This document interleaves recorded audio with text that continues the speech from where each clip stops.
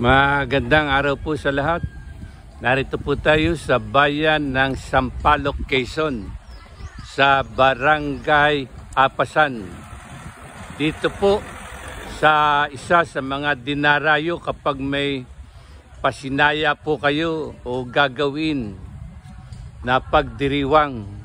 Ito po ang pinakabulwagan patungo sa ilog ng Kakati. At bago po kayo makarating ng ilog ng Kakati, ay madaraanan po ninyo ang isa sa tinatawag na event place, ang Kundis Place. Yan po, ang Kundis Place. At ito po ang tanawin sa Kundis Place. Isang tanawin na typical na makikita mo dito sa bayan ng Sampaloc. Talaga pong typical na hindi pa na sasakop ng kalunsuran.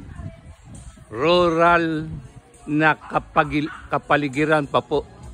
At papasok po tayo ngayon sa sentro ng Kundis Place.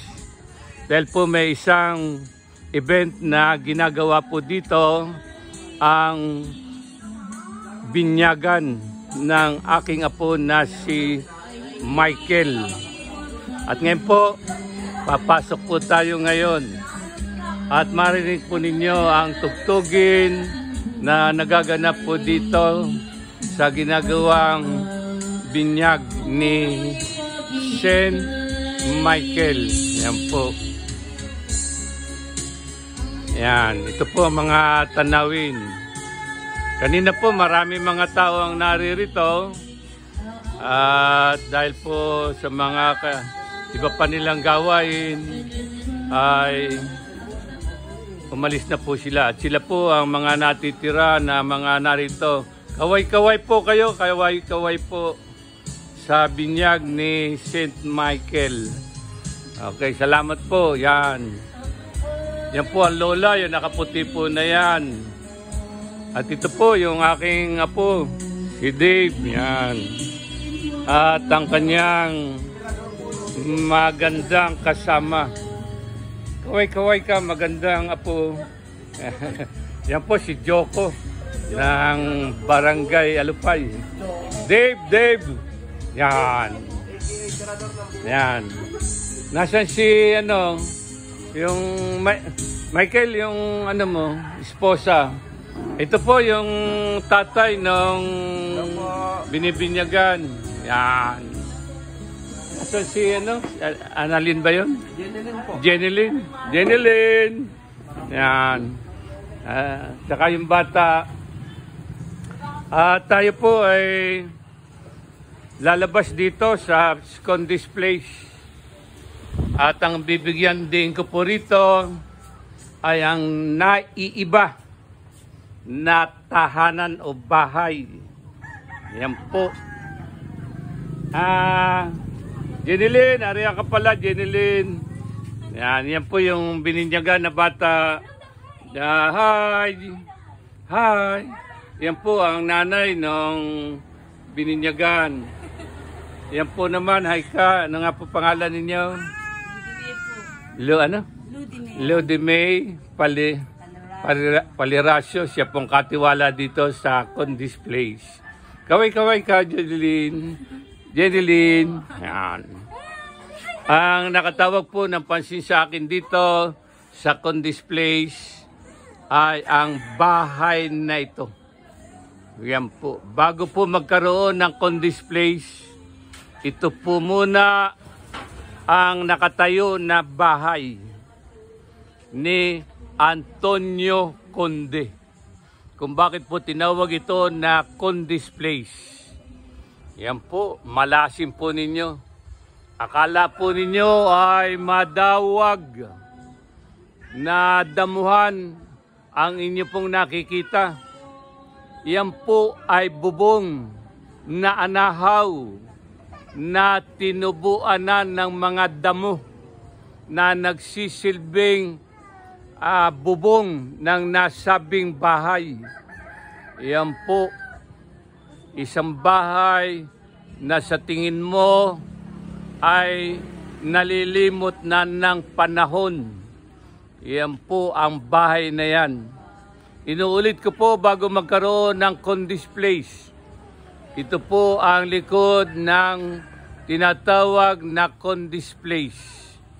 Kung may mga event po na kayong gagawin tulad ng kasalan, binyag, o ano pa man na mga okasyon, ito po ang Condi's Place. Ito po ang pinakalikod.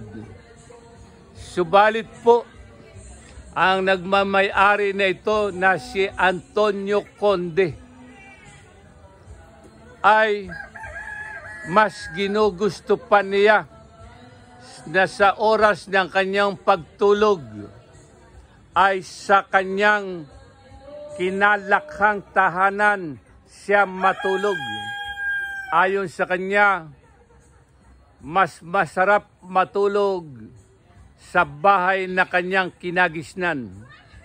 At yan po ang larawan ng bahay na kanyang kinagigisnan o kinagisnan. Isa pong bahay na akala mo ay kinalimutan na ng panahon. Subalit sa oras na siya ay nakadarama na ng tinatawag na pagkaantok, ay mas gusto pa niyang matulog sa nakikita ninyo na bahay na ito. Isang bahay na matatawag nating bahay kubo. Ang bubong po niyan ay anahaw.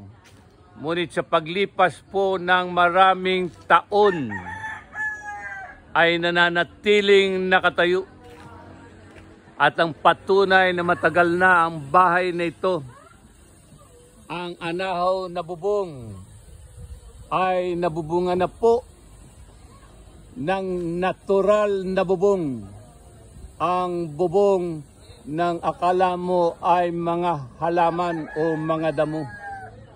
Iyan po ang tahanan na kung saan si Ginoong Antonio Conde ay gusto niyang sa oras ng kanyang kaantukan ay matulog sa kinagisnang bahay. At sa kanyang pagpapasya o sinasabi, mas dito siya nakadarama o nararanasan ang isang mahimbing na pagtulog. Sa kabila na ang Condi's Place ay masasabi na masarap na panirahanan. At ito po ang likuran ng Condi's Place.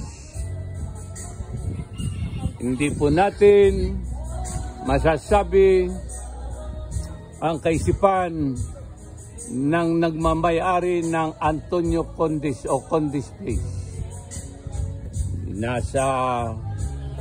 Hindi po natin masasabi kung ito na nga. Ang mga magagawa po natin ay ang piliin. Hindi po sa ganda, hindi po sa hindi maayos na ating nais na panirahanan. Kung saan po natin inaakala na doon tayo maaring makadarama ng isang matiwasay, maayos na pagtulog, ay hindi po natin mapapasubalian ang kaisipan at damdamin ng nagmamay-ari ng Condi's Place. Mas gusto pa po niyang palipasin ang mga oras ng gabi na dito matulog sa kanyang kinagisnang tahanan. Salamat po sa araw na ito. Pagpapala po ngayong linggo ng pagkabuhay. At yan po ang kabuuan ng tahanan ng nagmamayari ng Condis Place. Payak ang kanyang larawan o kaanyuan. Subalit sa kabila ng karangyaan ng Condis Place ay nais pa niyang ang gabi ay palipasin sa kinagisnang tahanan na inyo pong nakikita. Salamat po sa araw nito.